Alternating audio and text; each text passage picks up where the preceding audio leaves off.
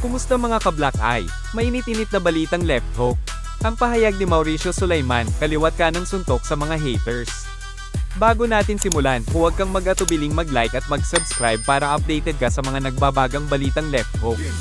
Isang kontrobersyal na desisyon ang inilabas ng World Boxing Council, WBC, kaugnay sa nalalapit na laban ni Manny Pacquiao at Mario Barrios sa darating na ika-19 ng Hulyo. Sa isang pahayag, iginiit ni Mauricio Sulaiman, Pangulo ng WBC, na legal ang laban at dumaan si Pacquiao sa tamang proseso ng medikal na pagsusuri at pagkuha ng lisensya mula sa Nevada State Athletic Commission. Ang pasya ay hindi nakabase sa pagiging tanyag ni Pacman, kundi sa maganda nitong kondisyon at abilidad.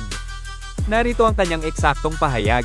Manny Pacquiao has been licensed by Nevada and passed all medicals, and as legendary WBC champion, has been approved to fight by our organization. Let's talk July 20. Bukod dito, ipinagtanggol ni Sulaiman ang desisyon ng WBC sa pag-aproba sa laban, sa kabila ng matinding batikos mula sa ilang eksperto sa boxing.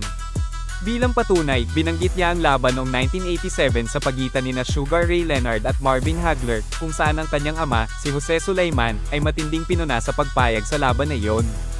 Gayunpaman, nanindigan si Sulaiman na ang laban nina Pacquiao at Barrios ay isang makasaysayang pagkakataon para sa pambansang kamao na muling ipakita ang kanyang kakayahan sa loob ng ring.